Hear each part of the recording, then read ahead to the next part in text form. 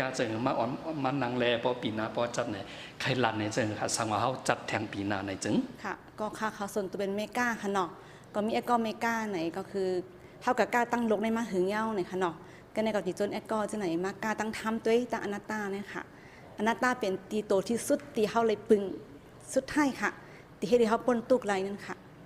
สนใจในธรรมะการปฏิบัติมาตั้งแต่ไหนแล้วครับพี่ไทยผมมาเริ่มสนใจตอนที่มาอยู่ประเทศพม่าเนี่ยครับตอนอยู่เมืองไทยก็ไม่ได้ปฏิบัติอะไรเพียงแต่ไปทำบุญเป็นบางครั้งบางคราวตามเทศกาลวัดออกพรรษาเข้าพรรษาอะไรอย่างนี้นะครับก็มาประเทศพม่าก็มาเริ่มปฏิบัติปี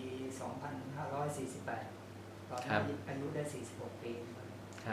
ปฏิบัติมา 7 ปีติดกันครับรู้สึกว่ามีแค่ว่าอารมณ์เราเนี่ยจะเย็นลงมานิดหน่อยแค่นั้นเองแต่ยังไม่เห็นธรรมะที่แท้จริงก็เลยหยุดปฏิบัติไปครับปฏิบัติไปความหวังอยู่ครับมีความหวังอยากจะหาธรรมะที่แท้จริงอยู่ครับก็คิดว่าเกิดมาชาติเรายังไม่เคยเห็นพระอริยะที่ได้ดวงตาเห็นธรรมก็อยากจะมาปฏิบัติกับท่านดูครับอ๋อแล้วเป็นยังไงครับพอปฏิบัติการปฏิบัติของท่านนี่สั้นๆง่ายๆครับจากที่ผมปฏิบัติมานี่มันยาวอันนี้ปฏิบัติง่ายๆเพียงแต่ว่า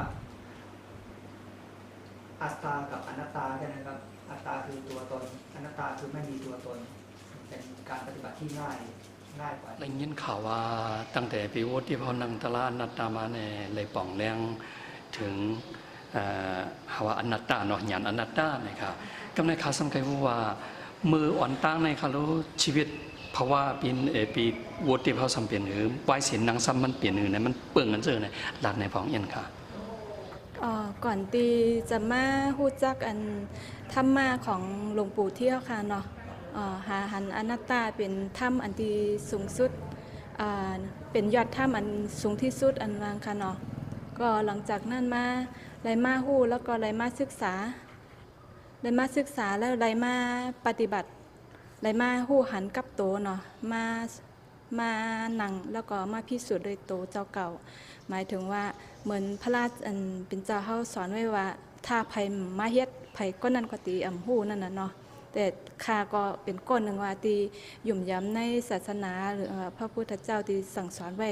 ข้าก็เลยมาทดสอบตัวว่ามันมีเตมันเปลี่ยนจื่อข้าก็เลยมานั่งเอา